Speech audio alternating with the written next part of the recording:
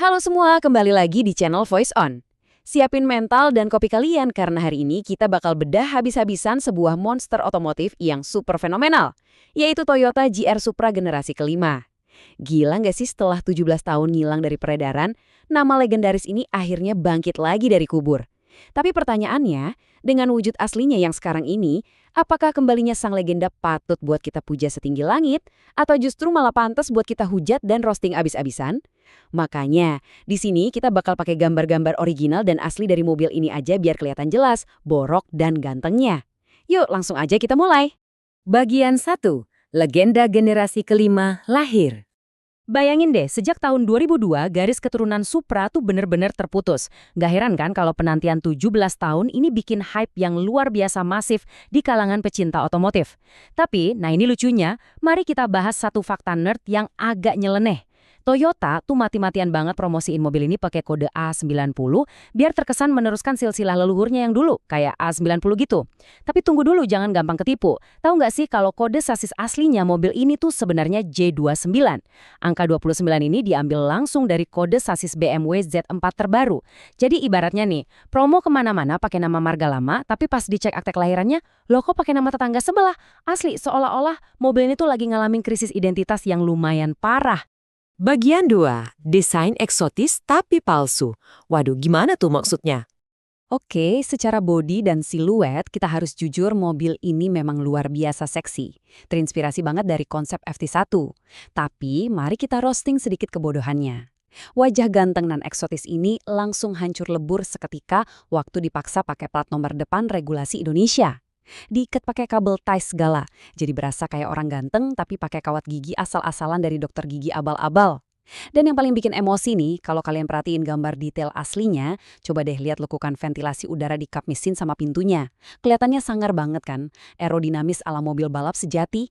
Tapi begitu kalian deketin, alah bodong bro, tertutup rapat sama plastik. Halo Toyota, ini tuh mobil sport harga miliaran rupiah loh. Masa iya sih budgetnya sampai habis dan gak sanggup sekedar ngelubangin plastik ini buat ngasih fungsi pendinginan yang beneran? Sungguh sebuah komedi desain yang lumayan bikin geleng-geleng kepala.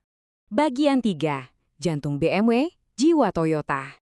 Nah, disinilah letak perdebatan paling panasnya. Desain luar memang murni Toyota banget, tapi begitu kalian buka pintunya, astaga. Dominasi BMW di dalam mobil ini tuh bener-bener brutal. Basis rangkanya aja minjem dari BMW Z4. Terus coba lihat ke dalam, sistem iDrive-nya, tuas transmisi, gagang pintu, panel AC, sampai tuas lampu sen sama wiper, semuanya murni kopas dari BMW. Toyota ibaratnya cuma nyumbangin desain luar sama grafis instrumen klaster digitalnya doang. Sisanya, ya kalian pada dasarnya lagi duduk bawa BMW, tapi dipaksa pakai kostum Toyota yang super ketat. Tapi jangan buru-buru mencibir dan ninggalin mobil ini dulu.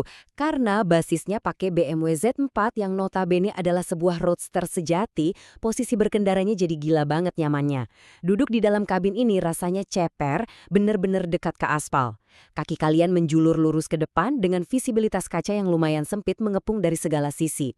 Ergonominya tuh luar biasa presisi. Waktu duduk di joknya rasanya bukan kayak masuk ke mobil biasa, tapi lebih kayak kalian lagi diikat kencang di dalam kokpit jet tempur yang siap melesat. Bener-bener ngebangkitin adrenalin. Sebentar. Buat teman-teman semua yang lagi asyik nyimak, saya sapa dulu nih. Pastiin kalian tetap terus menonton video ini hingga akhir ya, karena makin ke belakang bahasanya bakal makin panas. Oke, lanjut. Sekarang coba kita dengerin keluhan kaum puris yang gagal move on di luar sana. Pasti sering denger kan yang teriak-teriak, "Wah, kenapa sih mesinnya bukan 2JZ yang legendaris itu?" Alah, suka lucu emang kaum fanatik ini. Jujur aja deh, kebanyakan yang kowar-kowar minta mesin 2JZ itu, kalau disuruh beli juga ujung-ujungnya cuma sanggup beli posternya doang. Logika aja nih, mesin tua umur 20-an tahun kok maksa banget mau dimasukin ke mobil sport modern zaman sekarang. Ya mikir dong, teknologi kan udah maju pesat. Bagian 4. Performa sangar, anti lamban. Udah, tinggalin aja kaum gagal move on tadi. Sekarang, mari kita beri hormat pada monster sungguhan yang ada di balik kap mesinnya. Di bawah logo kemewahan Toyota itu, duduk manis mesin 3.0 liter inline 6 twin power turbo racikan BMW. Dan angka performanya ini bukan sekedar pajaan brosur, 340 PS dan torsi badak di angka 500 Nm. Tenaga sebuas ini disalurin lewat transmisi yang super efisien, dan yang paling luar biasa dari mesin modern ini, hampir nggak ada yang namanya turbo lag. Beda jauh sama mesin jadul yang turbonya harus ditungguin dulu sambil ngopi, baru kerasa nendang. Ini tuh buasnya instan. Sejak injakan gas pertama, kalian langsung ditarik. Terus hasilnya di aspal gimana? Mobil ini bisa merobek angka 0 hingga 100 km per jam cuma dalam waktu 4,7 detik dong. Asal kalian tahu ya, buat ngasih perspektif, angka ini tuh cuma selisih 0,2 detik lebih lambat dari BMW M2 Competition atau M3 yang notabene murni keturunan divisi M yang jauh lebih beringas di atas kertas. Jadi, biarpun kelihatannya tenaganya cuma 340 tenaga kuda, eksekusi di jalanannya bener-bener bikin rival-rivalnya nangis nelan debu. Bagian 5. Masih gagal move on mesin 2JZ? Nah, buat yang masih muja-muja masa lalu, tolong sadari fakta ini. Kunci dari akselerasi mematikan Supra kelima ini tuh ada di sasis baru dan traction control modern yang bisa nyengkram aspal dengan sempurna, nggak pakai spin roda yang bodoh dan buang-buang waktu. Kita bandingin deh, Supra generasi keempat yang lama itu berat, turbonya lambat banget ngerespons, dan handlingnya ampun-ampunan susahnya. Butuh skill tingkat dewa buat sekadar ngedrift dengan bener. Coba bandingin sama sasis baru ini. Torsinya instan, gripnya luar biasa natural.